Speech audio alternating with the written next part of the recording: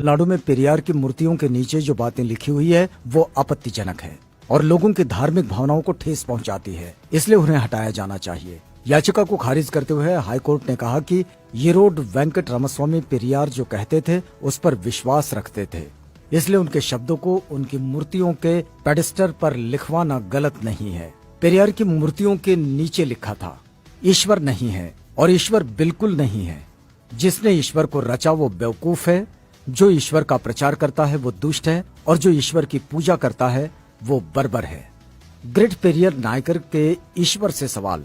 पहला सवाल, क्या तुम कायर हो जो हमेशा छिपे रहते हो, कभी किसी के सामने नहीं आते? दूसरा सवाल, क्या तुम खुशामद परस्त हो जो लोगों से दिन रात पूजा अर्चना करवाते हो? तीसरा सवाल, क्या तुम हमेशा भूखे रहते हो जो लोगों से मिठाई, दूध, घी आदि लेते रहते हो? चौथा सवाल, क्या तुम मांसाहारी हो जो लोगों से निर्बल पशुओं के बलि मांगते हो?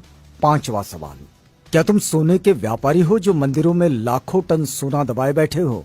छठा सवाल, क्या तुम व्यभिचारी हो जो मंदिरों में देवदासियां रखते हो?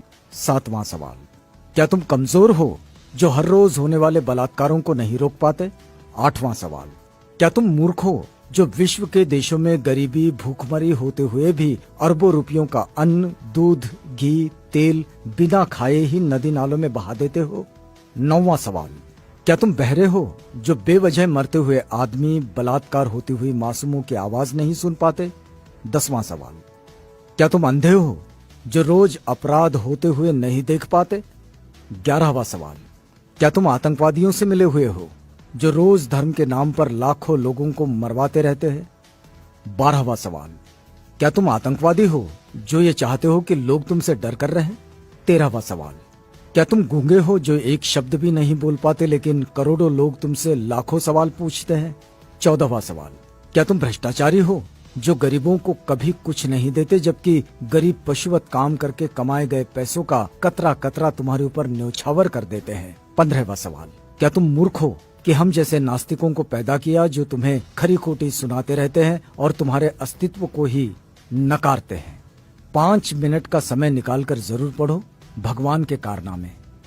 नास्तिक होना कोई आसान नहीं। कोई भी नासमझ इंसान ईश्वर के अस्तित्व को मानकर फ्री हो जाता है, उसके लिए उसे बुद्धि की जरूरत नहीं होती, लेकिन नास्तिक होने के लिए दृढ़ विश्वास और साहस की जरूरत होती है। ऐसी योग्यता उन लोगों के पास होती है जिनके पास प्रखर तर्क बुद्धि होती है। अंधश्रद्धा ऐसा केमिकल है जो इंसान को मूर्ख बनाने में काम आता है। पेरियार ईवी रामास्वामी। आप देख सकते हैं हिंदू धर्म का विचित्र इतिहास। पेरियार लिखते हैं, मंदोदरी मेंढकी से पैदा हुई थी, श्रृंगी ऋषि हिरनी से पैदा हुए थे, सीता मटकी से पैदा हुई थी, गणेश अपनी मां के मैल से पैदा हुए थे, हनुमान के पिता पवन कान से पैदा हुए थे, हनुमान का पुत्र मकरध्वज था जो मछली के मुख से पैदा हुआ था, मनु सूर्य के पुत्र थे, उनको छींक आने पर एक लड़का नाक से पैदा हुआ था, राजा दशरथ की 3 रानियों के 4 पुत्र जो फलों की खीर खाने से पैदा हुए थे, सूर्य कर्ण का पिता था। भला सूर्य संतान कैसे पैदा कर सकता है? वो तो आग का गोला है। ब्रह्मा ने तो 4 वर्ण यहां वहां से निकाले, हद है। अछूत का बनाया हुआ चमड़े का ढोल मंदिर में बजाने से मंदिर अपवित्र नहीं होता। अछूत मंदिर में चला जाए तो मंदिर अपवित्र हो जाता है। उन्हें इस बात से कोई मतलब नहीं कि ढोल किस जानवर की चमड़ी से बना है। उनके लिए मरे हुए जानवर की चमड़ी पवित्र है पर जिंदा अछूत अपवित्र। लानत है ऐसे धर्म पर।